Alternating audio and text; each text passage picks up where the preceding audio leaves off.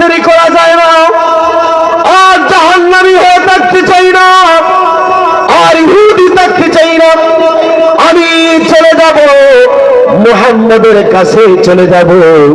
বন্ধুরা, আমার সিদ্ধান্ত চেঞ্জ হয়ে গেল। এবার হাত চাকু দিয়া হাতটা কর্তন করে ওই কাটা হাত দিয়া আল্লাহর পয়গম্বরের খেদমতের মধ্যে হাজির হয়ে গেছি। আল্লাহর নবীকে ডাকতে বলে, সালাতু ওয়াসসালামু আলাইকা ইয়া হাবিবাল্লাহ। ও আল্লাহর পয়গম্বর জনাবে মুহাম্মদুর রাসূলুল্লাহ, আমি আপনাকে চোট দিয়ে বড় অন্যায় করে ফেলেছি, অপরাধ করে ফেলেছি। আমি বুঝতে পারি, আপনাকে চিনতে পারি, আমাকে মাফ করে দেন। ও আল্লাহর পয়গম্বর, এই যে টাকা দেখেন, আপনাকে আমি চোট দেওয়ার সাথে সাথে আমার হাতের মধ্যে মরণ কামড় যন্ত্রণা শুরু হয়ে গেছে। আমি বুঝতে পেরে আমার হাতটাকে কেটে ফেললাম। আল্লাহর নবী বলেন, ও ভাই, তোমার হাতটা দাও। কাটা হাতটা যখন আল্লাহর নবী হাতটা যখন ইহুদির হাতের মধ্যে লাগায় দিলেন, কাটা হাত জায়গার মধ্যে বসাইয়া আল্লাহর নবী লালা মুবারক লাগায় দিলেন। লালা মুবারকের মধ্যে আমার আল্লাহ আমার নবীর লালার মধ্যে এমন মেডিসিন, এমন ঔষধ দিয়েছেন, কাটা ঔষধ সেলাই লাগে না, ঔষধ লাগে না, আমার নবীর লালার মাধ্যমে ভালো হয়ে যায়। وقال رسول الله صلى الله عليه وسلم من أحب سنتي فقد أحبني ومن أحبني كان معي في الجنة أو كما قال عليه الصلاة والسلام। আমরা সবাই জবান ছেড়ে দিয়ে নামাজের দুরূদ তেলাওয়াত করি। আল্লাহুম্মা সাল্লি আলা মুহাম্মাদিন ওয়া আলা আলি মুহাম্মাদ কামা সাল্লাইতা আলা ইব্রাহিম ওয়া আলা আলি ইব্রাহিম ইন্নাকা হামিদুম مجيد اللهم بارك على محمد وعلى آل محمد। সবাই জবান ছেড়ে দিয়ে পড়েন। আপনাদের মনে সবের দরকার নেই, কি করেন? যারা বসছেন সবের দরকার আছে? মনে হয় আপনারা সবের পাহাড় নিয়ে বসছেন এক একজন। জান্নাতের টিকিট আছে আপনাদের হাতে? জি, কার কার আছে? হাত উঠান তো।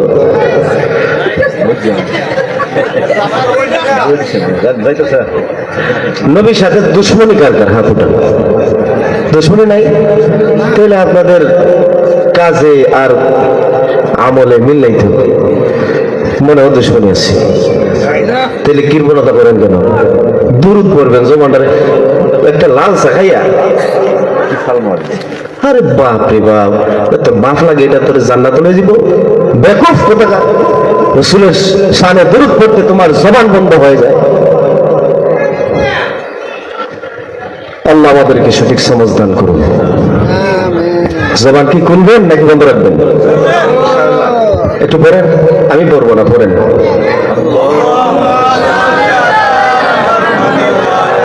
اللهم صل على محمد وعلى آل محمد كما صليت على إبراهيم وعلى آل إبراهيم إنك حميد مجيد।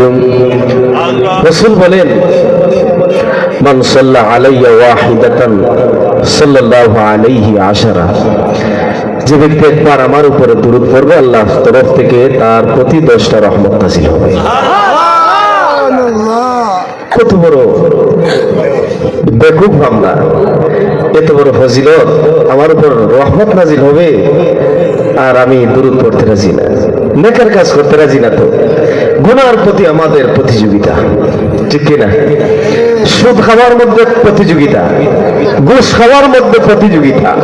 বিল্ডিং অমুকের 3টা বানাইছে, আমার সুদ খাই, ঘুষ খাই, হারাম খাই, আমার 5টা বানান লাগবে। কথা বলেন, অথচ আল্লাহ বলেন ওয়াসারিউ ইলা মাগফিরাহ। হে মানুষ সকল,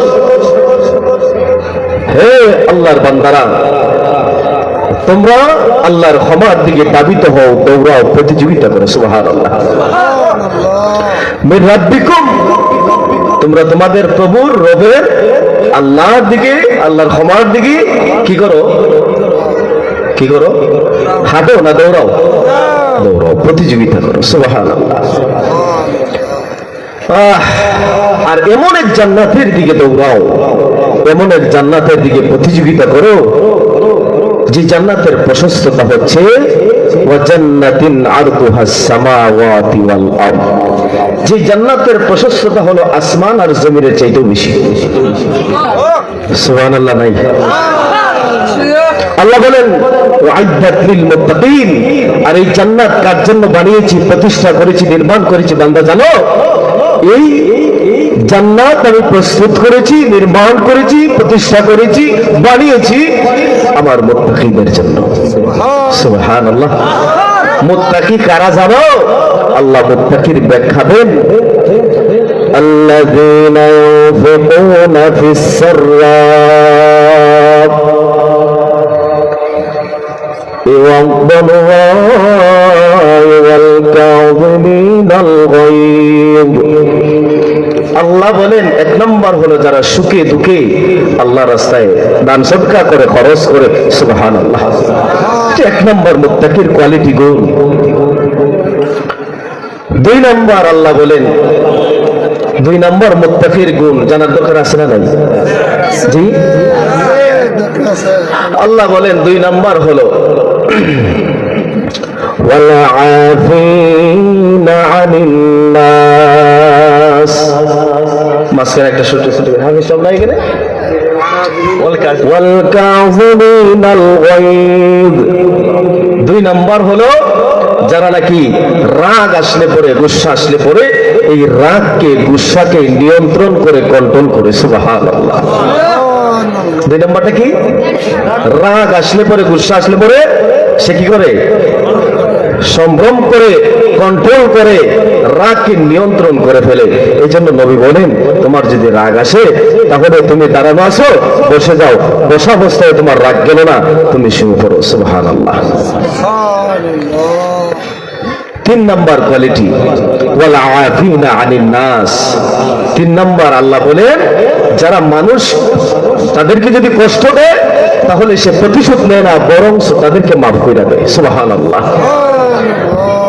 তাদেরকে কি করে? মাফ করে দেয়। এই তিনটা গুণ যদি কারো মধ্যে থাকে, আল্লাহর কসম সে এক নম্বরের মুত্তাকি, পরহেজগার। আর আল্লাহ পাক বলেন তার জন্যই আমার জান্নাত। সুবহানাল্লাহ। আল্লাহ আমাদেরকে আমলের তৌফিক দান করুন, যেটা বলেন আমিন। তো বলতেছিলাম রাসূলের উপরে একবার দুরূদ পড়লে কয়টা রহমত নাজিল হয়? 10টা। 10টা গুনাহ মাফ হয়, 10টা দরজা বুলন্দ হয়। সুবহানাল্লাহ। তাহলে এবার আপনারা চিন্তা করে বলুন, দুরূদকে আস্তে পড়বেন না জোরে পড়বেন? আরেকবার পড়েন, আল্লাহুম্মা সাল্লি আলা মুহাম্মাদ ওয়া আলা আলি মুহাম্মাদ কামা সাল্লাইতা আলা ইব্রাহিম ওয়া আলা আলি ইব্রাহিম ইন্নাকা হামিদুম মাজিদ। আলহামদুলিল্লাহ। বীর কাশিমপুর এলাকাবাসীর উদ্যোগে ও সকল কবরবাসীর মাগফিরাত কামনায় দ্বিতীয় বার্ষিক ওয়াজ ও দোয়া মাহফিলের চলিত অধিবেশনের শ্রদ্ধাভাজন ব্যক্তিত্ব, প্রধান অতিথি যারা মোহাম্মদ শরীফুল আলম সাহেব, সাংগঠনিক সম্পাদক কেন্দ্রীয় নির্বাহী কমিটি ও সভাপতি কিশোরগঞ্জ জেলা বিএনপি। আল্লাহ তাআলা ওনাকে খেদমতে খালক, মানুষের সেবায় নিয়োজিত রেখেছেন। আল্লাহ তাআলা যেন আমানতের সাথে মানুষের হক আদায় করে উনি যেন এই মানব সেবা করে যেতে পারেন বলি আমি। উপস্থিত আছেন, উদ্বোধক আছেন কিনা? যারা মোহাম্মদ মীর মাসুম, ইতালি প্রবাসী। প্রধান বক্তা মুফতি মজিবুল হক ফরাইজি দামাত বারকাতুহুম, তিনি এখনো আসেন নাই, রাস্তায় আছেন, চলে আসবেন ইনশাআল্লাহ। আমার পূর্বে যিনি আলোচনা করেছেন উস্তাদুল আসাদিজা, উস্তাদুল উলামা, ওলামায়ে কেরামদের সেরেতাজ, অত্র এলাকার সম্মানিত ব্যক্তিত্ব, এই কিশোরগঞ্জের শ্রেষ্ঠ শাইখুল হাদিস আল্লামা হযরত মাওলানা বাহাউদ্দিন দামাত বারকাতুহুম আলিয়া, আল্লাহ তাআলা হযরতের আমলের মধ্যে, ইলমের মধ্যে, হায়াতের মধ্যে ভরপুর বরকত দান করুন, বলেন আমিন। আরো উপস্থিত যারা আমার পূর্বে আলোচনা করেছেন, আল্লাহ তাআলা সবাইকে কবুল করুন, বলেন আমিন। এখানে আমাকে যিনি দাওয়াত করেছেন, নান্দাইলে হযরতের বাড়ি মুফতি শামীম আহমদ দামাত বারকাতুহুম আলিয়া, হযরতকেও আল্লাহ তাআলা ঈমান এবং আমলের মধ্যে, ইলমের মধ্যে আল্লাহ তাআলা বরকত দান করুন, বলেন আমিন। সম্মানিত উলামায়ে কেরাম, আমার সামনে উপবিষ্ট দিনদার ইমানদার মুসলমান ভাইরা, পর্দার অন্তরালে শ্রদ্ধেয় সম্মানিত মা এবং বোনেরা, আমরা আল্লাহ পাকের দরবারে সর্বপ্রথম কালিমাতুশ শুকর আদায় করে নিচ্ছি, যিনি অত্যন্ত দয়া করে, মায়া করে, ভালোবেসে আজকের এই জান্নাতি বরকতি বাগানে আসা এবং বসার জন্য তৌফিক দান করলেন। কৃপণতা, জড়তা ছেড়ে দিয়ে আমরা উচ্চ আওয়াজে, উচ্চ কণ্ঠে একবার পড়ি আলহামদুলিল্লাহ।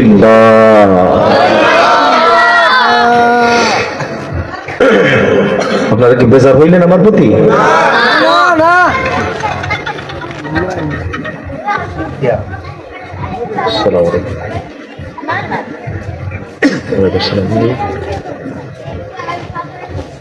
পেন্ডেলও বয় না কাছে,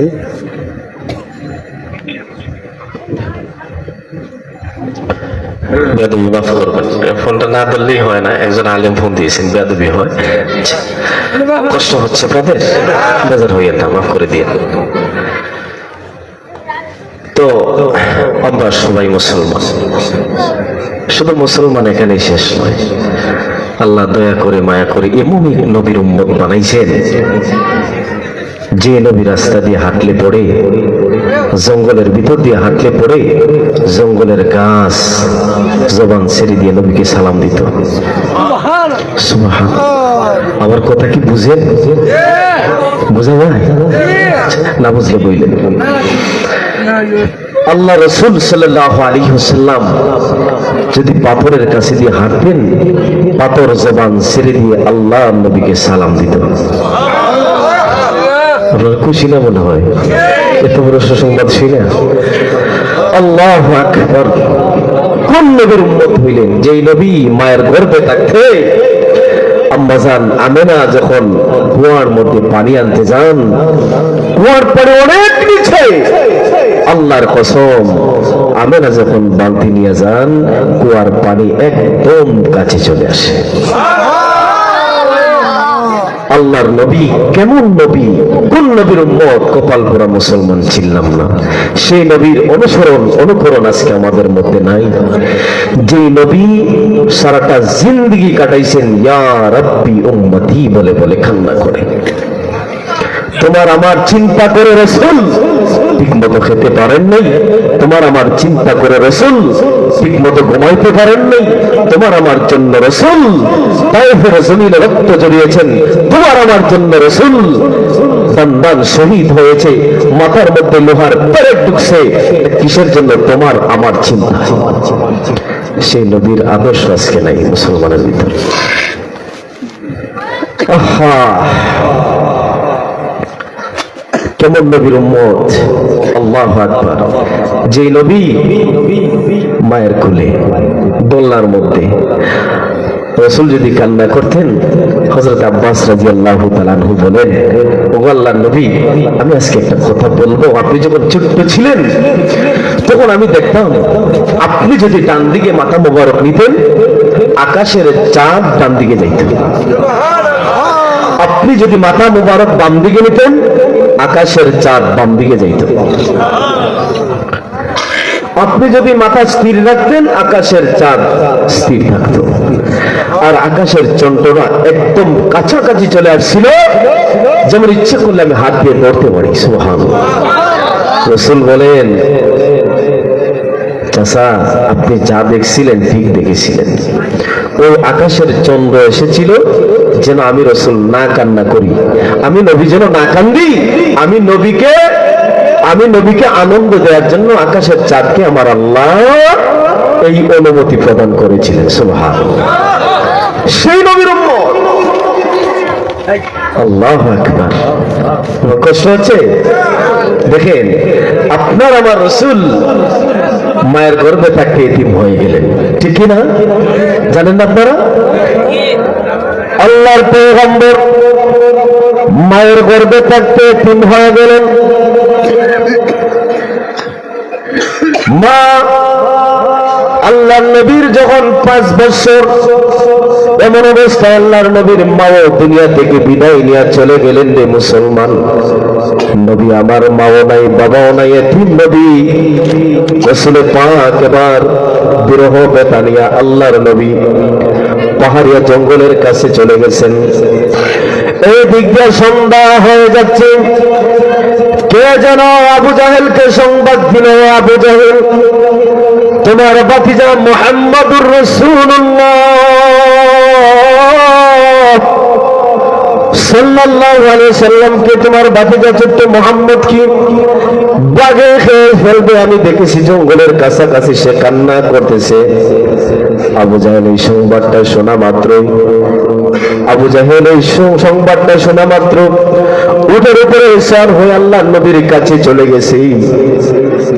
ওর থেকে নাই না আল্লাহর নবীর কাছে চলে গিয়ে, ও ভাতিজা মুহাম্মদ, বাবা আমার ভাই আব্দুল্লাহ দুনিয়ার জমিনে নাই, বাবারে তুমি আমাদের বংশের গৌরব। ও ভাতিজা মুহাম্মদ, বাবা এই জঙ্গলের ভিতরে ভয়ঙ্কর নেকড়ে আছে, বাঘ আছে। ও বাবা, তুমি যদি এখানে রাত হয়ে যায় তাহলে তোমাকে বাঘে আক্রমণ করবি। ও মুসলমানরা, বুঝে থাকলে বলুন, আপনার আমার নবীকে কি বাঘে আক্রমণ করবে?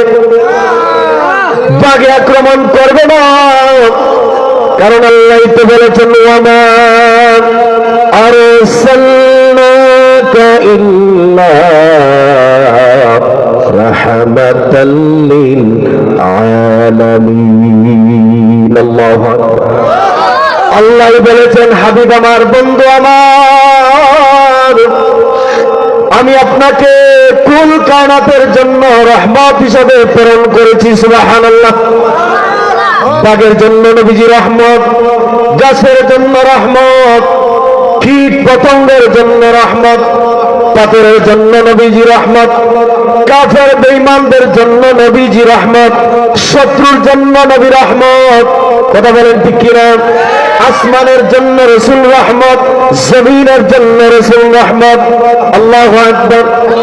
আবু জাহেল ডাক দিয়ে বলে, ভাতিজা মুহাম্মদ, আমার বড় ভয় লাগে, বাবা তোমাকে বাঘে আক্রমণ করবে। রাসূলকে টানা হেসরা লাগাই দিয়েছে, ভাতিজা মুহাম্মদ চলো বাড়িতে যাই, সন্ধ্যা হয়ে যাচ্ছে। আল্লাহর নবী বলেন, চাচা গো, ও চাচা, আমার হাত ছেড়ে দেন, আমাকে জোর করবেন না। আমার দুঃখ আপনি বুঝবেন না, আমার কষ্ট আপনি বুঝবেন না। ও প্রাণের চাচা, আমার মনের মধ্যে বড় কষ্ট, আপনি বুঝবেন না। ও মুসলমান, এই কষ্ট কেন? নবীর অন্য কোনো কষ্ট নাই, একমাত্র কষ্ট হলো রাসূলের উম্মতের চিন্তা। কথা বলেন ঠিক কিনা? আবু জাহেল এবার জোর করে আল্লাহর পয়গম্বরকে, শিশু নবীকে উটের উপরে উঠাইল। উটের উপরে উঠানোর পর আল্লাহু আকবার, আল্লাহু আকবার, উটের উপরে উঠানোর পরে আবু জাহেল বসে সামনে, আপনার আমার শিশু নবীকে বসাইল পিছনে। শিশু নবীকে যখন পিছনে বসাইল, ও মুসলমানরা, এবার আবু জাহেল উটকে আঘাত করে, উট সামনে যাও। উট দুটি পা জমিনের মধ্যে গেড়ে দিয়েছে, জমিনের মধ্যে দুইটা পা গেড়ে উটটা আসমানের দিকে মাথাটা উঠে কি যেন রব্বে কাবার দরবারে বলতে চায়। সুবহানাল্লাহ। আবু জাহেল আবার উঠকে আঘাত করে, তাড়াতাড়ি যার সামনে যান। আবু জাহেল যখন চাবুক দিয়ে আঘাত করে, উটটা মাথা নাড়া দিয়া আকাশের দিকে তাকায় আর রব্বে কারীমকে বলে, আসমানের মালিক, জমিনের মালিক আল্লাহ, আমার জবানটা একটা মুহূর্তের জন্য খুলে দাও। আল্লাহ, আমি জানি আমি কথা বলতে পারবো না, আমি পশু, কিন্তু আল্লাহ গো, আপনি চাইলে সব সম্ভব, কথা বলেন ঠিক কিনা? আমার আল্লাহ যদি চান উটকে দিয়ে কথা বলাইতে পারেন কিনা? এবার আল্লাহ তাআলা উটের দোয়া কবুল করে নিয়ে উটের জবানকে আমার আল্লাহ খুলে দিলেন। উট ডাক দিয়া বলে, ও পাপিষ্ঠ আবু জাহেল, তোর মতো একটা নাদান জাহান্নামের কীট, তুই বেয়াদবি কইরা তুই বসবি সামনে, আর যে নবীকে আমার আল্লাহ প্রেমের সাগরে, আমার আল্লাহ প্রেমের সাগরে ডুব দিয়া যেই নবীকে আমার আল্লাহ তাআলা নিজ হাতে বানাইয়া আল্লাহ তাআলা সমস্ত নবীদের নবী বানাইছেন, সুবহানাল্লাহ, সেই ইমামুল মুরসালিন খাতামুন নবিয়্যিন রাহমাতুল লিল আলামিনকে বসাইলি পিছনে। এরা আবু জাহেল, তুই বড় বেয়াদব, আল্লাহর কসম কেটে বলি রে, ও আবু জাহেল, এই নবীকে না বানাইলে তুই আবু জাহেলকে আল্লাহ বানাইতেন না, এই নবীকে না বানাইলে আমি উট আল্লাহ পাক বানাইতেন না, আসমান জমিন আল্লাহ বানাইতেন না। ওরে আবু জাহেল, যতক্ষণ পর্যন্ত আমার শিশু নবীকে সামনে নিয়ে না আসবি, আল্লাহর কসম আমাকে যত আঘাত করবা, আমাকে মারবা, আমি শহীদ হব, আমি মরে যাব, হাজারবার জীবন দিব, আল্লাহর কসম একটা কদম আমি সামনে পারবো না। আল্লাহু আকবার। ও মুসলমানেরা, আবার আবু জাহেল আশ্চর্য হয়ে গেছে, বাধ্য হয়ে আপনার আমার পয়গম্বরকে আবু জাহেল এবার সামনে নিয়ে আসছে, সুবহানাল্লাহ বলেন। এবার সামনে নিয়ে আসলো, আল্লাহ নবীকে যখন যেই মুহূর্তে সামনে নিয়ে বসাইলো, এবার উটকে আর আঘাত করা লাগে না, উটকে আর বাড়ি দেওয়া লাগে না, চাবুক মারা লাগে না, উট এবার এমন স্পিডে দৌড়ায়, উট এবার এমন স্পিডে দৌড়ায়, আবু জাহেল এবার বাধ্য হয়ে লাগাম টানে, ওরে উট আস্তে যা, আস্তে যা, এমন জোরে যাইস না, পাহাড়িয়া টিলার মধ্যে হাফ লাফ দিয়া যায়। আবু জাহেল লাগাম টানে আর ডাক দিয়ে বলে, এরে উঠ, আসতে যায়, অ্যাক্সিডেন্ট করবি, পড়বি তো, তুইও মরবি, আমাদেরকেও মারবি। আবু জাহেলকে উঠ ডাক দিয়া বলে, আবু জাহেল রে, জিন্দিগিতেও কল্পনা করি নাই যে জাহানের বাদশাহ নবীজি আমার পিঠের সর হবে, এমন কপাল আমার হবে, জিন্দিগিতে কল্পনা করি নাই। আজকে আমি উঠ পড়বো না মরবো, এটা চিন্তা করার কোনো বিষয় না, আমি নবীকে নিয়ে জলমের মতো দৌড়াইতে চাই। সেই নবীর উম্মত, চিল্লা না কপাল পুরা মুসলমান। যাই হোক, আমি ভূমিকা লম্বা করবো না, আমার আলোচনার বিষয়গুলোই শোনেন। আল্লাহ নবী কেমন দেখেন, হাদিস শরীফের মধ্যে আসছে, বুখারী শরীফের হাদিস, হযরত আবু হুরায়রা রাদিয়াল্লাহু তাআলা আনহু বলেন, আমি একদিন রাসূল পাকের কাছে গেলাম রাত্রির বেলা, যাওয়ার পরে আমি দেখি বারবার রাসূল পাক একটা আয়াত পড়তেছেন। রাসূল দাঁড়াইয়াও আয়াত পড়েন, নামাজেও পড়লেন, রুকুতেও পড়লেন, সিজদায়ও পড়লেন, সুবহানাল্লাহ। একটা আয়াত একটা আয়াত বারবার তাকরার করে করে পড়লেন, রিপিট করে করে পড়লেন। সে আয়াতটা কি? সূরা মায়েদার 118 নম্বর আয়াত, তাগফির লাহুম, আল্লাহ বলেন, তুআযিবুহুম ফাইন্নাহুম ইবাদুক। আল্লাহ, আপনি যদি আযাব দেন, এরা তো আপনারই গোলাম, আপনারই দাস, আপনারই বান্দা, সুবহানাল্লাহ। রব্বুল আলামিন, আপনি যদি এদেরকে আযাব দেন, এদেরকে জাহান্নামে দেন, আল্লাহ আপনি দিতে পারবেন, কিন্তু এরাই তো আপনারই গোলাম, আপনারই দাস, আপনারই বান্দা। আল্লাহ, কত সুন্দর কথা। আল্লাহ আপনি চাইলে দিতে পারবেন, কেউ বাধা দিতে পারবে না, আপনার সেই ক্ষমতা আছে, ঠিক কিনা? কারো বাপের শব্দ নেই, আল্লাহ যদি জাহান্নামের আগুনে জ্বালান কেউ তাকে ফেরাইতে পারবে না। আল্লাহ যদি গজব দিতে চান কেউ তাকে বাঁচানোর ক্ষমতা নাই, ঠিক না? আর আল্লাহ যদি মাফ করে দেন কেউ তাকে জিজ্ঞাসা করার ক্ষমতা আছে কি? নাই। আল্লাহু আকবার। আল্লাহ রাসূল সাল্লাল্লাহু আলাইহি সাল্লাম বারবার তাকরার করে করে পড়েন। সাহাবী বলেন আমি সকালবেলা আল্লাহ রাসূলকে আমি জিজ্ঞাসা করলাম, ইয়া রাসূলুল্লাহ, ইয়া হাবিবাল্লাহ, গো পয়গম্বর, আমি গত রাত্রে এসেছিলাম আপনার কাছে, বারবার এই আয়াত বললেন, ইয়া রাসূলুল্লাহ বারবার তাকরার করে করে কেন বললেন? আল্লাহর নবী বলেন, ও আমার সাহাবী শোনো, আমি বারবার এই আয়াত পড়ে পড়ে রব্বে কারীমের দরবারে হাত তুলে আমি কান্নাকাটি করলাম। আমার আল্লাহ হযরতে জিবরাইলকে আমার আল্লাহ পাঠায়া বললেন, ও জিবরাইল, আমার বন্ধুর কাছে যাও, আমার হাবিবের কাছে যাও, গিয়ে জিজ্ঞাসা করো আমার হাবিব কি চায়, আমার হাবিব কেন কান্না করেন। আমার আল্লাহ জানেন কি জানেন না? জোরে বলেন। আল্লাহ সবই জানেন, এরপরেও আমার আল্লাহ নিজ কানে শুনতে চান নবীর জবানের কথাগুলো। সুবহানাল্লাহ। জিবরাইলকে পাঠিয়ে দিলেন। জিবরাইল আসলেন, ইয়া রাসূলুল্লাহ, ইয়া হাবিবাল্লাহ, ও আল্লাহর পয়গম্বর, আপনি কেন বারবার বারবার এই আয়াত বললেন? সারা রাত আপনি ঘুমাইলেন না কেন? আপনি কাঁদেন? আল্লাহর নবী বলেন, ও জিবরাইল, আমি কাঁদি আমার গুনাহগার উম্মতের জন্য, আমি কাঁদি আমার উম্মতের চিন্তায়। না জানি আমার উম্মতের কি অবস্থা হবে আমি জানি না, আমার উম্মতের সাথে আমার আল্লাহ কেমন আচরণ করবেন আমি জানি না। আল্লাহু আকবার। ও বন্ধুরা আমার, জিবরাইল আলাইহিস সালাতু ওয়াস সালাম রব্বে কারীমের দরবারে গিয়ে বললেন, আল্লাহ তাআলা নবী কান্দে তার উম্মতের জন্য। রব্বুল আলামিন ডাক দিয়ে বলেন, ও জিবরাইল, আমার হাবিবকে গিয়ে বলো, আমার বন্ধুকে গিয়ে বলো, ওয়ালা সাওফা ইউতিকা রাব্বুকা ফাতারদা, আমার বন্ধুকে গিয়া বলবান আমার বন্ধুকে আমি নিরাশ করব না, অচিরেই আমি আল্লাহ তাআলা আমার বন্ধুকে এমন জিনিস দেব যে জিনিস পাওয়ার পরে আমার হাবিব খুশি হয়ে যাবেন। সুবহানাল্লাহ।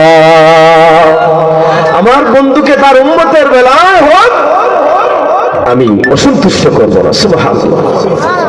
ভাইরা, হাদিস শরীফের মধ্যে আছে সাহাবায়ে কেরামগণ একদিন পরেশান হয়ে গেলেন। আল্লাহর নবী হুজরার দরজা বন্ধ করে দিলেন। আম্মা জান আয়েশাকে বললেন, আয়েশা গো, খবরদার দরজা খুলে দিবা না। ও আয়েশা, দরজা খুলে দিবা না, খবরদার দরজা খুলবা না। আল্লাহর নবী বলেন, শুনো ও আয়েশা, যদি আমার সাহাবী আবু বকর ডাকে দরজা খুলবা না, আমার সাহাবী ওমর যদি ডাকে দরজা খুলবা না, ওসমান যদি ডাকে দরজা খুলবা না, হযরত আলী যদি দরজা খুলে দরজার মধ্যে টোকা দেয় ডাকে আমাকে দরজা খুলবা না। যদি আবু বকর ভিতরে ঢুকে আমি আমার গুনাহগার উম্মতের জন্য কান্না করতে পারবো না। আবু বকর যদি ঢুকে, ওমর যদি ঢুকে, ওসমান যদি ঢুকে, আলী যদি ঢুকে, আমার সাহাবায়ে কেরাম যদি দরজা খোলার পরে ভিতরে ঢুকে আমি আল্লাহর দরবারে আমার গুনাহগার উম্মতের জন্য আমি হাবিব আল্লাহর দরবারে কান্নাকাটি করতে পারবো না, আমার ডিস্টার্ব হবে। আল্লাহু আকবার। আম্মা যারা আয়েশা দরজা বন্ধ করে দিলেন। সর্বপ্রথম যে সাহাবী আসলেন তার নাম হলো আবু বকর সিদ্দিক রাদিয়াল্লাহু তাআলা আনহু। আবু বকর সিদ্দিক আল্লাহর নবীর শ্বশুর। আবু বকর সিদ্দিক নবীজির বাল্যকালের বন্ধু। আবু বকর নবীজির দুনিয়া এবং আখিরাতের সাথী। সুবহানাল্লাহ। আবু বকর প্রথম দরজায় টোকা দিলেন, ইয়া রাসূলুল্লাহ, ইয়া হাবিবাল্লাহ, ওগো পয়গম্বর আরবি, আপনি শুধু ফরজ নামাজটা পড়ান, ফরজ নামাজের সালাম ফিরাইয়া কি হয়ে গেল কোন সাহাবীর সঙ্গে কথা বলেন না, আপনি ঘরের হুজরা খানার মধ্যে চলে আসেন, হুজরা শরীফের দরজা বন্ধ করে দেন, কারোর সাথে কথা বলেন না। সাহাবায়ে কেরাম তো এমন আশিকে রাসূল ছিলেন, সাহাবীরা আল্লাহ আল্লাহর নবীর চেহারায় আনোয়ার একটা মুহূর্ত না দেখলে পরে পাগলের মতো হয়ে যেত। সাহাবায়ে কেরাম আল্লাহর নবীর সাথে একটা মুহূর্ত কথা না বললে সাহাবীরা পেরেশান হয়ে যেত। আর যদি সাহাবীরা 3 দিন অনাহারে থাকতেন, 5 দিন 7 দিন 15 দিন মাস মাস যদি উপবাস থাকতেন, কিন্তু আল্লাহর নবীর নূরানী চেহারায় আনোয়ার যদি দেখতেন, সাহাবীদের 1 মাসের পেটের ক্ষুধা পর্যন্ত চলে যেত। সুবহানাল্লাহ। হযরতে আবু বকর আসলেন, আয়েশা আবু বকর সিদ্দিক রাদিয়াল্লাহু তাআলা আনহু দরজার মধ্যে নক করলেন, ইয়া রাসূলুল্লাহ, ইয়া হাবিবাল্লাহ, ও আল্লাহর পয়গম্বর। সাহাবীরা আজকে পেরেশান, সাহাবায়ে কেরাম কান্দে, সাহাবায়ে কেরামের খানা দানা বন্ধ হয়ে গেছে। কি হয়ে গেল? নবীজি নাকি আমাদের উপরে সন্তুষ্ট হয়ে গেছেন মনে হয়, আমাদের আচার আচরণে হয়তো নবীকে কষ্ট দিয়েছি, এই জন্যই তো নবী পাক আমাদের সাথে কথা বলেন না, এই জন্যই নবী পাক আমাদের সঙ্গে দেখা করেন না। আল্লাহর নবী আমাদের আয়েশাকে বলেন, আয়েশা খবরদার দরজা খুলবা না। আবু বকর ব্যর্থ হয়ে চলে গেলেন। 2 নম্বরে আসলেন হযরতে ওমর। ওমর আয়েশা ডাক দিয়ে বলেন, ইয়া রাসূলুল্লাহ, ইয়া হাবিবাল্লাহ, ওগো পয়গম্বর মেহেরবানি করে দরজাটা একটু খুলেন। ওগো আল্লাহর পয়গম্বর, সাহাবায়ে কেরাম কেঁদে কেঁদে বেহুশ হয়ে যাচ্ছে। কেন আপনি রাসূল, কেন সাহাবীদের সঙ্গে কথা বলেন না? কি হয়ে গেল আপনার? আল্লাহর নবী বলেন, আয়েশা গো, খবরদার খবরদার দরজা খুলবা না। আমার ওমর যদি ঘরের ভিতরে প্রবেশ করে, তাহলে আমি আল্লাহর দরবারে আমার গুনাহগার উম্মতের জন্য কান্নাকাটি করতে পারবো না। সুবহানাল্লাহ। তাই না? আবু বকর ওমর চলে গেলেন বাধ্য হয়ে। 3 নম্বরে আসলেন হযরত উসমান, উসমানও চলে গেলেন। আলী আসলেন, আলীকেও রাসূল ফিরিয়ে দিলেন। 5 নম্বর আসলেন হযরতে সালমান ফারসি রাদিয়াল্লাহু তাআলা আনহু। সালমান ফারসি এসে বলে, ইয়া রাসূলুল্লাহ, ইয়া হাবিবাল্লাহ, ও আল্লাহর নবী, আমি বয়োজ্যেষ্ঠ মানুষ, আমি সাহাবীদের মধ্যে সবচেয়ে মুরব্বী সাহাবী, ও আল্লাহর পয়গম্বর, মেহেরবানি করে দরজাটা একটু খোলেন না। আল্লাহর নবী কে আপনাকে কষ্ট দিয়েছে? আপনি বলুন, আমি তার প্রতিশোধ গ্রহণ না করে আমি সালমান করে ফিরবো না। ও আল্লাহর নবী, দরজাটা একটু মেহেরবানি করে খুলেন। সাহাবীরা কান্দে, বৃদ্ধরা কান্দে, সবাই কাঁদতেছে, খানা দানা বন্ধ করে দিয়েছে। আল্লাহ রাসূল মেহেরবানি করে দরজাটা একটু খুলেন। আল্লাহ নবী বলেন, আয়েশা দরজা খুলবা না, খবরদার দরজা খুলবা না। সালমানও ব্যর্থ হয়ে চলে গেলেন। সব শেষে সাহাবায়ে কেরাম পরামর্শ করলেন, এবার কাকে পাঠানো যায়? সাহাবায়ে কেরাম পরামর্শ করে একটা সিদ্ধান্তে উপনীত হলেন যে নবীর কলিজার টুকরা হযরতে ফাতেমাকে পাঠাতে হবে। সুবহানাল্লাহ। ফাতেমাকে আল্লাহর নবী কেমন ভালোবাসতেন, কেমন মহব্বত করতেন, কেমন ভালোবাসতেন। আল্লাহর নবী যদি সফরে যাইতেন তো ফাতেমাকে দেখার পরে যাইতেন। আল্লাহর নবী সফর থেকে ফিরতেন তো সর্বপ্রথম ফাতেমাকে দেখা ঘরের মধ্যে ফিরতেন। সুবহানাল্লাহ। আল্লাহর নবী বলেন, ফাতেমা হলো আমার কলিজার টুকরা। সুবহানাল্লাহ। আল্লাহ। এই ফাতেমা একদিন আল্লাহর নবীকে বলেন, আব্বাজান, আমার চুলার মধ্যে 3 দিন ধরে উপবাস, আমার চুলার মধ্যে আগুন ধরে না আব্বা, মুখটা শুকিয়ে গিয়েছে। ফাতেমা চোখের পানি টলমল করতেছে, টকবক টকবক করতেছে চোখের পানি। আল্লাহর নবী বলেন, মা গো, কাঁদো কেন? কি হয়েছে তোমার? কেন কাঁদো গো মা? আল্লাহ রাসূল সাল্লাল্লাহু আলাইহি সাল্লাম যখন বললেন, আম্মা জান কাঁদো কেন? হযরতে ফাতেমা বলেন, আব্বা জান, আমি ফাতেমার চুলার মধ্যে 3 দিন ধরে উপবাস, চুলায় আগুন নাই। আল্লাহর নবী ফাতেমার অভিযোগটা বুঝতে পারলেন। আল্লাহর নবী জুব্বা মুবারকটা উঠালেন উপরে। জুব্বা মুবারকটা উঠাইয়া, ও মুসলমানেরা, ফাতেমা তাকায়া দেখে আল্লাহর পয়গম্বরের পেটের মধ্যে 4টা পাথর বাঁধা। নবীর পেটের মধ্যে 4টা পাথর বাঁধা। ফাতেমা বুঝতে পারলেন, চোখের পানি ছেড়ে দিয়া কান্দে আর ডাক দিয়ে বলে, আব্বাজান, আপনার পেটের পাথর বাঁধা দেখে আমি ফাতেমার পেট ভরে গেছে, আর খাবার লাগবে না। ও মুসলমান, যে নবী পাক চাইলে আল্লাহ পাক উহুদ পাহাড়কে স্বর্ণ বানায় দিতে। সুবহানাল্লাহ। জিবরাইল এসে বলেন, ইয়া রাসূলুল্লাহ, ইয়া হাবিবাল্লাহ, ও ওগো পয়গম্বর, আপনি যদি চান, আল্লাহ পাক বলেছেন এই পাহাড়কে স্বর্ণ বানায় দিবেন, এই স্বর্ণের পাহাড় আপনার পিছু পিছু চলতে থাকবে। সুবহানাল্লাহ। নবী বলেন, জিবরাইল আমার আল্লাহকে গিয়ে বলবো, আমি চাই একবার খাবো, যেই ওক্তে আমি খাবার গ্রহণ করব ওই ওক্তে আমি আল্লাহর শুকর আদায় করব। আর যে ওক্তে আমি খাবার পাবো না, খেতে পারবো না, ওই ওক্তে আমি আল্লাহর দরবারে সবর করবো। সুবহানাল্লাহ। সেই নবীর পেটের মধ্যে কয়টা পাথর? বুঝে থাকলে বলুন, কয়টা পাথর? চারটা পাথর। আল্লাহ নবী আবার ফাতেমার জন্য কিছু করা যায় কিনা রাস্তার মধ্যে বেরিয়ে চলে গেলেন। রাস্তার মধ্যে হাঁটতেছেন, হঠাৎ করে দেখা যায় একজন ইহুদি কুয়ার মধ্যে থেকে বালতি দিয়ে পানি উঠাচ্ছে। আল্লাহ নবী ওই ইহুদির কাছে চলে গেলেন, বাইরে আমাকে একটু কাজ দেওয়া যায় কিনা? ইহুদি ডাক দিয়ে বলল, মুহাম্মদ, এক বালতি পানি উঠাবা, একটা খুরমা দেওয়া হবে, এক বালতি পানি উঠাবা, একটা খেজুর প্রদান করা হবে। আল্লাহ নবীর পেটের মধ্যে পাথর বাঁধা, নবীর কয়েকদিন উপবাস, ওইদিকে ফাতেমার চুলার মধ্যে আগুন ধরে না, হাসান হুসাইন কান্দে পেটের খোদায়। আল্লাহ নবী আবার রাজি হয়ে গেলেন। রাসূলুল্লাহ সাল্লাল্লাহু আলাইহি ওয়াসাল্লাম বালতি মোবারক কি করলেন? ওই কুয়ার মধ্যে নিক্ষেপ করে দিলেন। এক বালতি পানি উঠালেন, দুই বালতি পানি উঠালেন। প্রথমে রাসূল পাক সাল্লাল্লাহু আলাইহি ওয়াসাল্লাম দুইটা খুরমা খেলেন, আর একটু পানি খেয়ে আবার কুয়ার মধ্যে বালতি ফেললেন। আল্লাহ নবী এইভাবে 8 বালতি পানি উঠালেন। বিনিময়ে 8টা খুরমা দেওয়া হবে। কয়টা? জোরে বলেন। 8টা বালতি পানি উঠাইলেন। উঠানোর পরে 9 নম্বর বালতিটা যখন নিক্ষেপ করছেন, রশিটা ছিঁড়ে কুয়ার ভিতরে বালতিটা রয়ে গেছে। আচ্ছা বলেন, এইখানে কি নবীর অপরাধ আছে? কথা বলেন। 9 নম্বর সময় যখন বালতিটা জমিনের কুয়ার ভিতরে রয়ে গেল, ইহুদি আবার রাগান্বিত হয়ে চলে আসছে। রাগে চোখগুলো লাল করে করে আল্লাহ নবীর দিকে দিয়ে আসছে। ডাক দিয়ে বলে, মুহাম্মদ, তুমি কেন আমার বালতিটা কুয়ার মধ্যে ফেলে দিলা? আল্লাহ নবীকে আর দ্বিধা করলো না।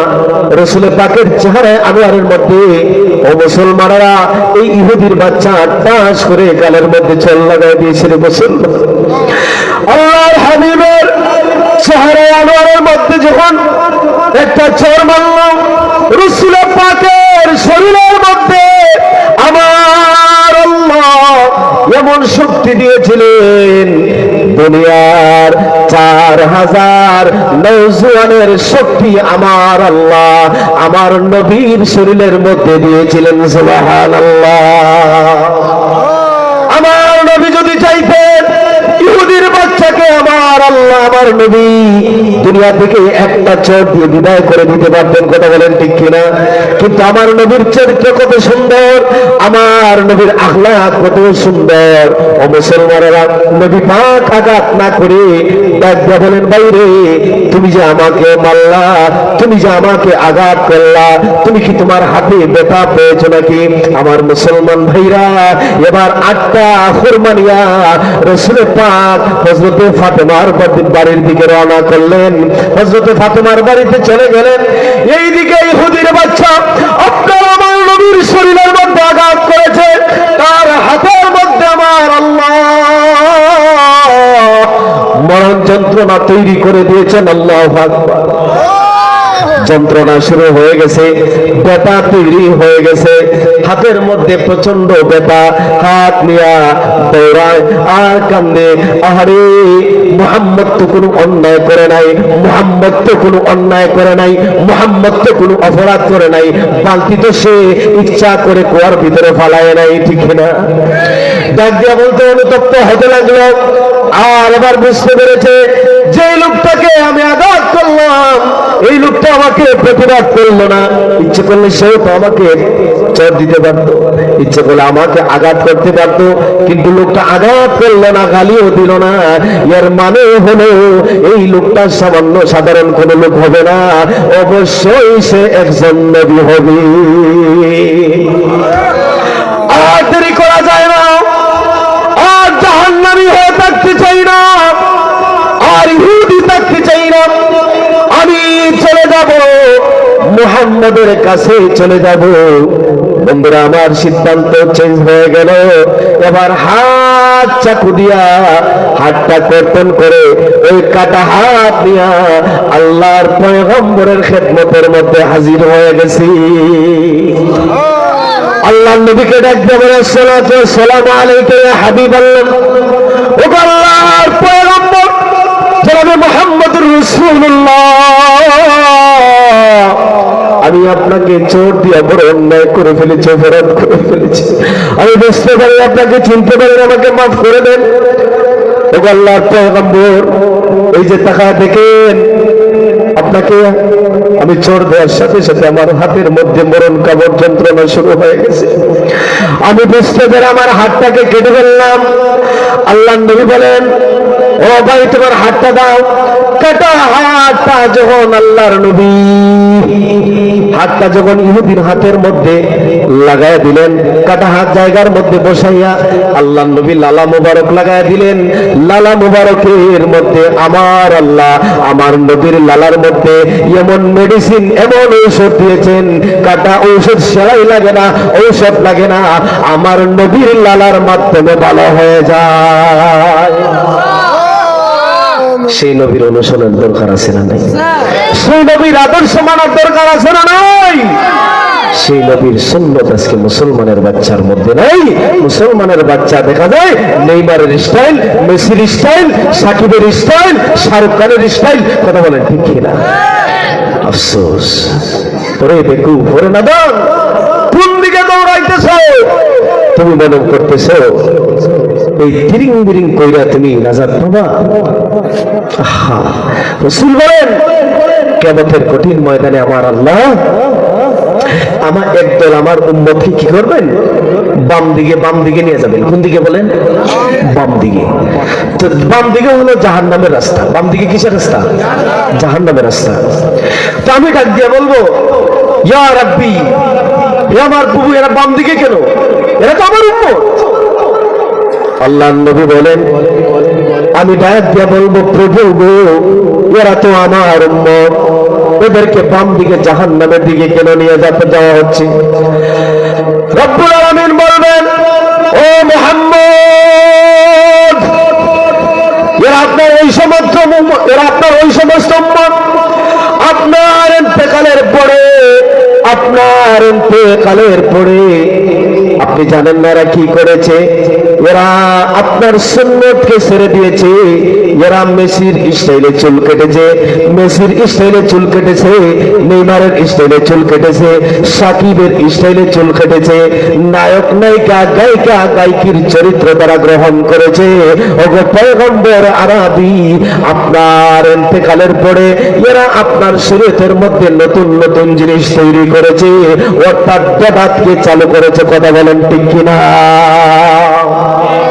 তখন নবী বলবেন, আল্লাহ আপনি যদি চান, আল্লাহ আল্লাহ আপনি চাইলে এদেরকে আযাব দিতে পারবেন, তবুও তো এরা আপনার দাস, এরা আপনার বান্দা। আল্লাহু আকবার। সেদিন আল্লাহ নবী বলেন, আমার হাতে থাকবে হাউজে কাউসার। হাউজে কাউসার হলো জান্নাতের একটা পানি, জান্নাতের একটা নহর। আল্লাহু আকবার। যখন ওই হাউজে কাউসারের কাছে যাবে, আল্লাহ নবী বলবেন, দূর হো, তোরা আমার উম্মত নয়, তোরা মন চায় জিন্দেগি পরিচালনা করেছিস। কথা বলেন ঠিক কিনা? মুসলমানের বাচ্চা, কিভাবে তুমি মুরগের স্টাইলে, মেসির স্টাইল, নেইমারের স্টাইল, রাসূলের চরিত্র নাই? মুসলমানের মডেল হবেন আল্লাহর নবী। কথা বলেন ঠিক কিনা? মুসলমানের মডেল কে? আল্লাহ রাসূল। হায় হায়, রাসূলের সুপারিশ ছাড়া বাবা কেউ জান্নাতে যেতে পারবে না। ঠিক কিনা? সন্দেহ আছে আপনাদের? যদি রাসূলের সুপারিশ ছাড়া আপনাদের কোনো ভয় না থাকে, তাহলে নবীর সুন্নতের ইত্তেবা, নবীর অনুসরণ দরকার আছে না নাই? জোরে বলেন আছে না নাই? আছে। বলতেছিলাম বন্ধুরা, আমার মনে আছে কিনা, সবাই চলে গেলেন, সাহাবীরা পরামর্শ করলেন যে ফাতেমা ছাড়া আর কাজ হবে না। আল্লাহ পয়গম্বরের কাছে এবার ফাতেমার কাছে গেলেন সবাই, সমস্ত সাহাবীরা। ফাতেমাকে ডাক দিয়া বললেন, ও ফাতেমা, তোমার আব্বাজান নবীর কাছে চলে যাও, নবীর কাছে গিয়া কান্না কাটি করে টাই করে দেখো রাসূলের পাক দরজাটা খুলেন কিনা। ও ফাতেমা, আমরা সবাই ব্যর্থ হয়ে গেলাম, রাসূল তো দরজা খুলেন না। ফাতেমা গো, তুমি যাও, আল্লাহর নবী তোমাকে দেখলে অবশ্যই দরজা খুলে দিবেন। হযরত ফাতেমা আবার আল্লাহর নবীর হুজুর সামনে দাঁড়াইয়া চোখের পানি ছেড়ে দিয়া ডাক দিয়া বলেন, আব্বাজান, কে আপনাকে কষ্ট দিয়েছে? ও বাবা, আমি ফাতেমাকে বলুন, আমি প্রতিশোধ না নেওয়া করে ফিরবো না। ও আব্বাজান, কি কষ্ট আপনার আমাদেরকে বলুন, মেহেরবানি করে দরজাটা খুলুন। আমি ফাতেমার কলিজা ছিঁড়ে চৌচির হয়ে যাচ্ছি, মেহেরবানি করে। হাসান হুসাইন কাঁদতেছে, আপনার সাহাবীরা খানা খায় না, পানি পান করে না, মেহেরবানি করে দরজাটা খুলেন। আল্লাহর নবী আর স্থির থাকতে পারলেন না, আয়েশাকে ডাক দিয়ে বলেন, আয়েশা, আমার কলিজার টুকরা মা ফাতেমা আমার দরজার সামনে কাঁদে রে মা, আমার মা চলে এসেছে, আর দেরি করা যায় না, দরজাটা খুলে দাও আয়েশা। আম্মা জান আয়েশা এবার দরজা খুলে দিলেন। ফাতেমা ঘরের ভিতরে ঢুকলেন। ফাতেমা ঘরের ভিতরে ঢুকে ডাক দিয়ে বলেন, আব্বা জান, কি হয়েছে আপনার? আপনি ফরজ নামাজের সালাম ফিরে ঘরের মধ্যে চলে আসেন, হুজুরের মধ্যে আপনি সাহাবীদের সঙ্গে কোনো কথা বলেন না, কে কষ্ট দিল? কি হয়েছে আমাদেরকে বলুন। আল্লাহর নবী বলেন, ও ফাতেমা, আমি শুনেছিলাম জিবরাইল আমাকে বলেছিল 7 আসমান হলো 7টা। কথা বলেন, কটা? জাহান্নামের মধ্যে 7টা দরজা আছে, 7টা তবকা আছে। প্রথম তবকার মধ্যে ইহুদিরা থাকবে, দ্বিতীয় তবকায় নাসারারা থাকবে, এরপরে এইভাবে 7টা জাহান্নামের স্তর আমাদেরকে শোনাইল।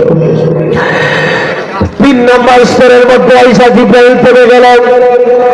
আমি ডাক দিয়ে বললাম, ও ভাই জিবরাইল, কি হয়েছে, তুমি থেমে গেলা কেন? আমাকে শোনাও। জিবরাইল বলেন, ইয়া রাসূলুল্লাহ, ইয়া হাবিবাল্লাহ। আল্লাহ নবী বলেন, জিবরাইল চোখ থেকে পানিগুলো টপ টপ টপ টপ করে পড়তেছে। জিবরাইল বর্ণনা দিতে চায় না।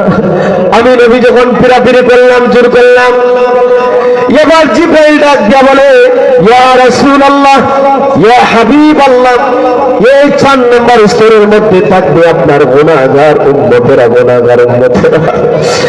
আল্লাহ নবী বলেন, ও ফাতেমা, এই কথা শোনার পরে আমি রাসূল ঘুমাতে পারি না, খেতে পারি না, আমার গুনাহগার উম্মতের জন্য। আল্লাহর নবী বলেন, ও ফাতেমা, আমি রব্বে কারীমের দরবারে এইভাবে যখন কান্নাকাটি করতে লাগলাম, আবার আল্লাহ জিবরাইলকে সাথে সাথে পড়াই দিল, ও জিবরাইল, আমার হাবিবকে গিয়া বলো, আমার হাবিব কেন কান্দে? আমার আল্লাহ আলিমুল গায়ব সব জানেন। এরপরে আল্লাহ পাক নবীর জবান থেকে শুনতে চান। ও মুসলমানেরা, আল্লাহ নবী বলেন, ভাই জিবরাইল, আমি কাঁদি আমার গুনাহগার উম্মতের জন্য, আমি কাঁদি আমার গুনাহগার উম্মতের কি অবস্থা হবে। আল্লাহু আকবার। মুসলমানেরা, তোমার আমার জন্য নবীজি ঘুমায় নাই, খেতে পারে নাই। আল্লাহ নবী খাবারের মধ্যে বসেন। ও মুসলমানেরা, যখন গুনাহগার উম্মতের কথা স্মরণ হয়ে গেছে, আল্লাহর পয়গম্বর খাবারের তালাটা দূরে ঠেলে দিয়েছেন, নবীজি খেতে পারেন নাই। আল্লাহু আকবার। সেই নবীর আদর্শ আজকে মানল না, অথচ পয়গম্বর আরবি বলেন, মান আহাব্বা সুন্নতি ফাকাদ আহাব্বানি ওয়া মান আহাব্বানি কানা মাই ফিল জান্নাহ। পয়গম্বর আরবি বলেন, ও গোলামেরা শোনো, ও উম্মতেরা শোনো, কেউ যদি আমি রাসূলের সুন্নতকে আঁকড়ে ধরে মহব্বত করে, সে আমি স্বয়ং নবীকেই মহব্বত করলো, ভালোবাসলো। সুবহানাল্লাহ। আর কেউ যদি আমার কোন উম্মত যদি আমি রাসূলকে মুহাব্বত করে ভালোবাসে কানা মাই ফিল জান্নাহ। আল্লাহর পয়গম্বর বলে ওই উম্মত আমি রাসূলের সঙ্গে জান্নাতের মধ্যে থাকবে। সুবহানাল্লাহ। ও মুসলমান, সেই নবীর আদর্শ নাই, সুন্নাত নাই। আফসোস ও মুসলমান, এতটুকু বালিশের সাথে মাথা লাগা চিন্তা করবেন। একটা হিন্দুর বাচ্চা হয়ে মাথায় টুপি, এরপরে গালের মধ্যে তুতো পড়তে দাঁড়ি, গালের মধ্যে লম্বা জামা আছে, আজকে আলেম হইয়া আমাদের সামনে কোরআন হাদিসের বয়ান করে, সে নামাজ ছাড়ে না। আর আমরা মুসলমানের বাচ্চা হইয়া নামাজ পড়ি না। আছে না নাই? কিভাবে বুঝাইলে আপনারা বুঝবেন বলেন? কি বলবো আপনাদেরকে? কেমনে বুঝাইলে বুঝবেন? কেমনে বললে? বাবারে, যুবক ভাইরা, বৃদ্ধ বাবারা, আপনাদের যদি বলেন হুজুর আমাদের পা ধরে যদি বলেন আমরা কালকে থেকে নামাজ পড়বো, আমি স্টেজ থেকে নাই না, প্রত্যেকের পা ধরবো। কে আছেন একটু হাত তুলেন তো, যে হুজুর আপনি যদি আমার পা ধরেন আমি কালকে থেকে নামাজ পড়বো। কে আছেন একটু একটু মেহরবানি করে হাতটা উঠান। আমি আপনার পা ধরবো, এরপরে বলবো মুসলমানের বাচ্চা তুই নামাজ ছাড়িস। কথা হয় না? লজ্জা লাগে না তোমার? আল্লাহ নবী বলেন যে নাকি নামাজ ছেড়ে দিল সে কুফরের দরজায় পৌঁছে যায়। আল্লাহ বাইনাল আবদি ওয়া বাইনাল কুফরি তারকুস সালাহ। রাসূল বলেন বান্দা এবং কুফরের মধ্যে ডিসটেন্স, পার্থক্য হলো নামাজ ত্যাগ করা। যে বান্দা নামাজ ছেড়ে দেয়, আপনাদের এলাকার হিন্দুরা নামাজ পড়েনি, হিন্দু দাদারা নামাজ পড়ে, কথাটা বুঝবেন। হিন্দু দাদারা নামাজ পড়ে, পৈতাওয়ালারা নামাজ পড়ে না, ব্রাহ্মণেরা নামাজ পড়ে না। আর আপনি মুসলমানের বাচ্চা হয়ে নামাজ পড়লেন না, তাহলে আবার বুঝে থাকলে বলুন ওই হিন্দু দাদা আর গরু খাওয়া মুসলমানের মধ্যে কোন পার্থক্য আছে কি? কথা হয় না? কোন পার্থক্য নেই। আপনি দাবি করতে পারবেন আমি মুসলমান, মুসলমানের নিদর্শন হচ্ছে নামাজ। যে নামাজ পড়ল না, আল্লাহ নবী ধমকি দিয়া বলেছেন তার ঈমান নেই, ফাকাদ কাফার, সে কাফের হয়ে যায়। আমার ভাইরা, কিভাবে বললে আপনারা বুঝবেন নামাজ পড়বেন? নামাজ পড়বেন, নামাজ পড়বেন, রাসূলের আদর্শ মানবেন। কারা কারা মানবেন? হাতটা তুলেন তো। আল্লাহ আপনি কবুল করেন, আল্লাহ আমাদেরকে আমলের তৌফিক দান করেন। হাতটা নামান। আপনাদেরকে কষ্ট দিচ্ছি আমি? বেজার হচ্ছেন? বেজার হইেন না। আপনাদের প্রধান মেহমান, প্রধান অতিথি, মুফাসসিরে কোরআন হযরত মাওলানা মুফতি মুজিবুল হক ফারাইজি দামাত বারকাতুহুম ঢাকা, তিনি যখন চলে আসবেন আমি মাইক ছেড়ে দিব, এমনি সমস্যা নেই। ওনাকে নিয়ে আসলেই আমি মাইক ছেড়ে দেবো। এর আগ পর্যন্ত আমার কথাগুলো শুনেন। খারাপ লাগতেছে আপনাদের? আমি কি আমার বাপ দাদার কিচ্ছা কাহিনী বলতেছি? কথা বলেন। শুধু বোঝাইতে চাচ্ছি আপনার আমার জন্য নবী কি করছেন। রাসূল আপনার আমার জন্য সারাটা জিন্দেগি, আল্লাহর পয়গম্বর তায়েফের জমিনে গেলেন দিনের দাওয়াত নিয়ে। সেখানেও নবীজির উদ্দেশ্য হলো আমার উম্মতেরা যেন জাহান্নাম থেকে বাঁচে। ডাক দিয়া বলেন, ইয়া আইয়ুহান নাস কুলু লা ইলাহা ইল্লাল্লাহু তুফলিহুন। আল্লাহু আকবার।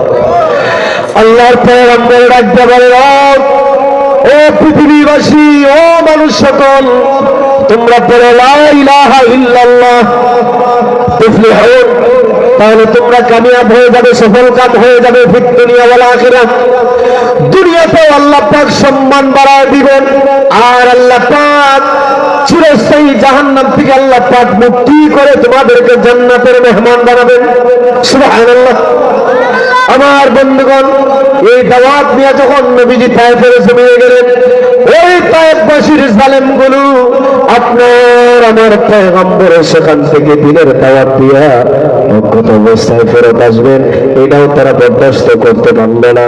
আপনার আমার নবীর পিছনে দুষ্ট ছেলেদেরকে লেলায়া দিল, টাকা দিয়া পয়সা দিয়া দুষ্ট ছেলেদিকে লেলায়া দিয়েছে, আর বলেছে ওই যে মোহাম্মদ সে একটা আস্ত বড় পাগল,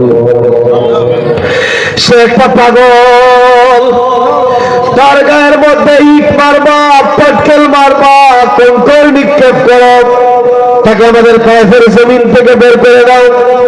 ও মুসলমানেরা, আল্লাহ নবীর পবিত্র শরীর মুবারকের মধ্যে ইট পাটকেল মারতে মারতে মারতে মারতে মুসলমানেরা সারাটা শরীর আল্লাহ নবীর রক্তাক্ত হয়ে গেছে রে মুসলমান। সারাটা শরীর নবীজির রক্ত ধরতেছে, রক্তে নবীজির রক্ত মুবারক, বেবে আল্লাহর হাবিবের রক্ত মুবারক পা মুবারক পর্যন্ত চলে গেছে, জুতা মুবারকের সাথে আঠা লেগে গেছে। ও মুসলমানরা, যায়েদ বলেন, হযরতে যায়েদ ইবনে হারেসা রাদিয়াল্লাহু তাআলা আনহু বলে, ও মুসলমানরা শোনো, আমি গামছা দিয়া রুমাল দিয়ে আমার নবীর রক্তগুলো চুষতে থাকলাম, আমার নবীর রক্তটাকে শুকাইতে লাগলাম, গামছা ভিজে গেছে, এরপরেও নবীজির রক্ত বন্ধ হয় না। আল্লাহু আকবার। আর হযরতে যায়েদ ইবনে হারেসা ডাক দিয়ে বলে, ও তাবাসীরা, যতগুলো ইট মারতে হয় আমি যায়েদের গায়ে মারো, যতগুলো পাটকেল মারতে হয় আমি যায়েদকে মারো, যত আঘাত করো আমি যায়েদকে করো, এরপরে আল্লাহর নবীর গায়ের মধ্যে একটা আঘাত করিস না। আল্লাহু আকবার। এরপরে তাবাসীরা থামলো না, আল্লাহর নবী সাল্লাল্লাহু আলাইহি ওয়াসাল্লামের কাছে আল্লাহ পাক হযরতে জিবরাইলকে পাঠিয়ে দিলেন। সুবহানাল্লাহ। জিবরাইল এসে বলে, ইয়া রাসূলুল্লাহ, ও পয়গম্বর, আপনি যদি চান, আল্লাহ পাক তায়েফের দুই দিকের দুই পাহাড় রয়েছে, দুই দিকের দুই পাহাড়কে আমার আল্লাহ চাইলে, আমার নবী যদি চান, আমার আল্লাহ এই দুই দিকের দুই পাহাড়ে নিয়োজিত ফেরেশতাদেরকে অর্ডার করেছেন, আমার নবী যা বলবে তোমরা সাথে সাথে পালন করবা। সুবহানাল্লাহ। নবী গো, আপনি যদি বলেন এই যে দুই পাহাড়কে একত্রিত করে মিলাই দিব, এরা মরিচের মতো একদম নিষ্পেষিত করে এদেরকে মেরে ফেলবো। আল্লাহ নবী বলেন, আল্লাহুম্মা গফির লিকাওমি ফাইন্নাহুম লা ইয়ালামুন। সুবহানাল্লাহ।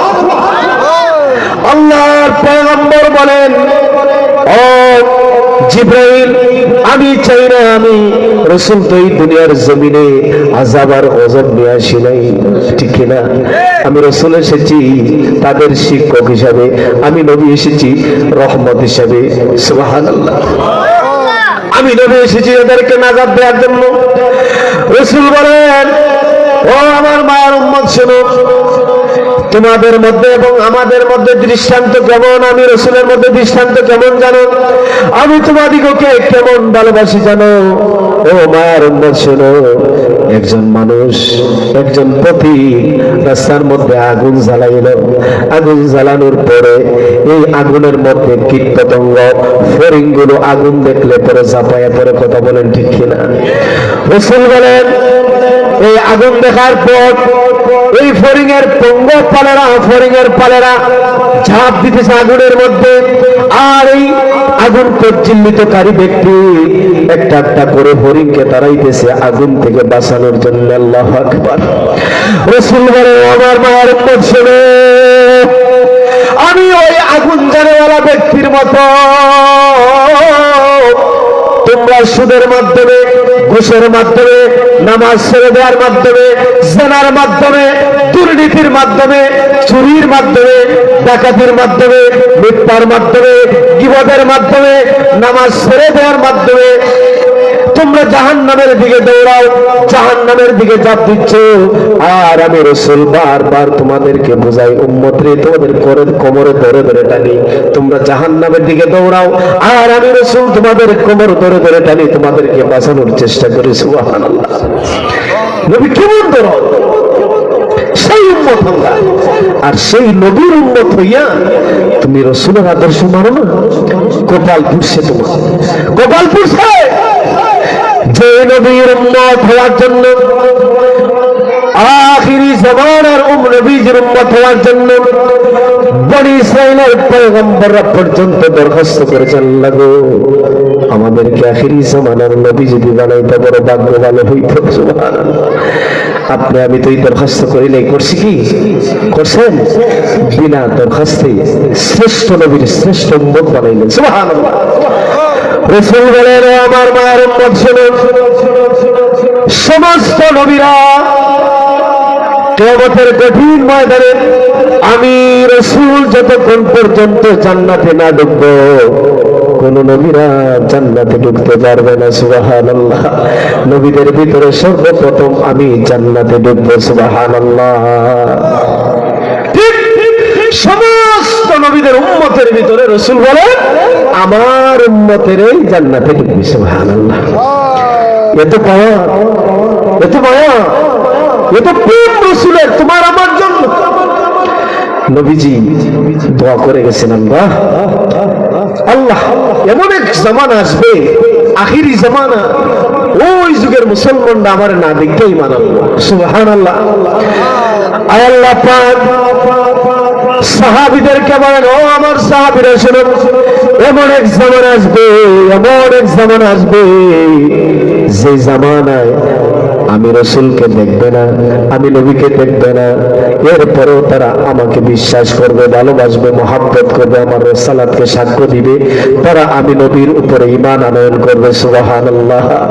নবী বলেন, তোমরা তো দেখে ঈমান আনছো, তোমাদের জন্য একবার মুবারকবাদ, আর যারা না দেখে ঈমান আনবে তাদের জন্য আমি রাসূলের পক্ষ থেকে বারবার মুবারকবাদ। সুবহানাল্লাহ। এত বড় সুসংবাদ। ও মুসলমানেরা, এরপরেও সেই নবীর আদর্শ আমরা মানবো কি মানবো না? জোরে বলেন, মানবো কি মানবো না? মানার দরকার আছে না নাই? আল্লাহর পয়গম্বর বলেন, লা ইউমিনু আহাদুকুম হাত্তা আকুনা আহাব্বা ইলাইহি মিন ওয়ালিদিহি ওয়া ওয়ালাদিহি ওয়ান নাসি আজমাইন।